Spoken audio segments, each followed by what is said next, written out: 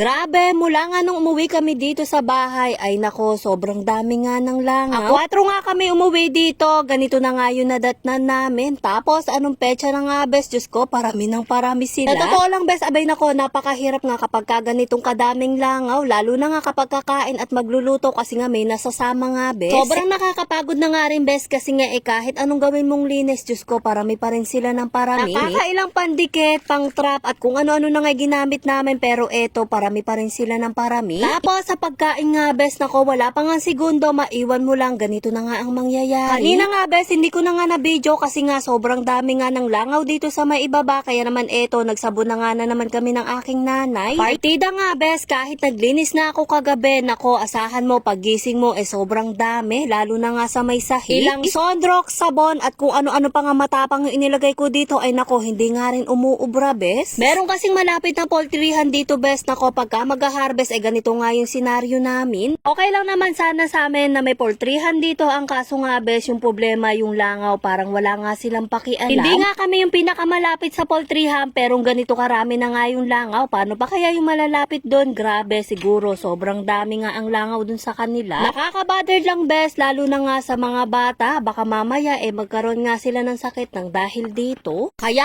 ayan, pagod na pagod nga kami, bes, miya't miya naglilinis at may bata nga kami dito sa may bahay. Hindi lang dito sa may labas ang maraming langaw, bes, lalo na nga sa loob ng bahay, kahit gabi, bes, Diyos ko, napakalangaw at ang hirap na ring matulog. Mag-i-spray ka panandalian, bes, nako, sabi ko sa inyo, babalik at babalik nga rin, wala pang 5 minutes. Okay lang naman sana sa amin, bes, mga 1, 2 o 3 araw na ganitong kadaming langaw, pero nga, bes, Diyos ko, anong petsa na, 21 na, pero ganito pa rin karaming langaw at parang wala nga silang pakialam. Eto, bes, baka mamaya may magtanong, bakit nga kami nagtayo ng bahay dito sa malapit na poultryhan? Nauna nga kami dito, bes, at kauna-unahan din kami dito. Dati wala pa talaga kami ni isang kapitbahay, pero ngayon may iilan na, tapos eto nga poultryhan, ay naku, bes. Pangarap kasi ng mga nanay ko tumira sa gitna ng bukid na walang kapitbahay o kahit anuman, bes. Sobrang saya nga namin dito, pero eto nung dumating nga tong poultryhan, ay nako, every harvest, ganito nga yung senaryo namin sa may langaw. Wala naman kaming choice kung hindi maglinis, bes, kasi nga kung hindi ka maglilinis, sinasabi ko sa inyo, bes, hindi ko pa nga nabidyohan at sa sobrang pagmamadali, grabe nga yung langaw, lalo na sa may sahig, kumpul-kumpul. Nag-Sondrox at nag-bleach na nga kami sa sahig, tapos etong pangalawang sahig nga, bes, tignan nyo naman, kumpul-kumpul na nga yung langaw dito. Partida, bes, bago nga kami maglinis dito or bago ako magising kanina, nag-spray nga yung aking nanay, pero wala, sabi ko naman sa inyo, may mamamatay pero may papalit nga, bes. Kahit nga 2 electric pan, 3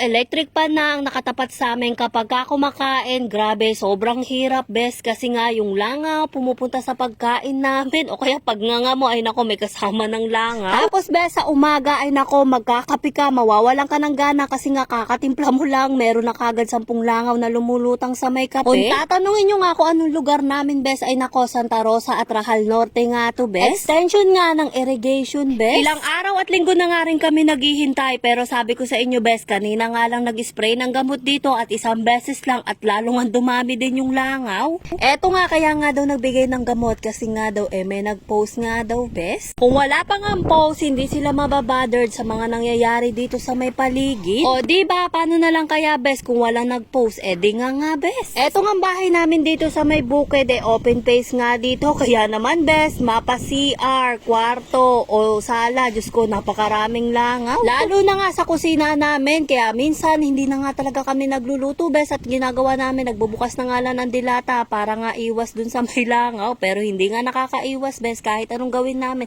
sobrang dami pa din. Sana noon pa nga lang, bes, inaksyonan na nga nila to, hindi pinatagal pa nila, at kung hindi pa nga may mag-post, hindi nga sila magdadala ng gamot dito or magpapa-spray nga, bes. Pero isang beses nga lang yun, bes, kanina, ewan ko nga lang kung bukas o mauulit pa. Para sa akin, bes, perwisyo na nga itong nangyayari dito sa amin, ang hirap kumain, ang hirap matulog, bes, kasi nga kahit gabi ay alive na alive ang mga langaw. Nakakapagod nga din maglinis dito ng paulit-ulit para nga lang makaiwas sa sobrang daming langaw. Lahat nga ng gamit namin sa kusina, bes, wina-wash out nga namin araw-araw yan. Paano? Dinadapuan at dinudumihan nga ng mga langaw. Bago matulog, paggising, bes, wina-wash out, sinasabon namin lahat ng gamit namin dito kasi nga puro dumi ng langaw. O siya, yun na naman, bes, ang gusto ko sa inyo i-share. Bye-bye!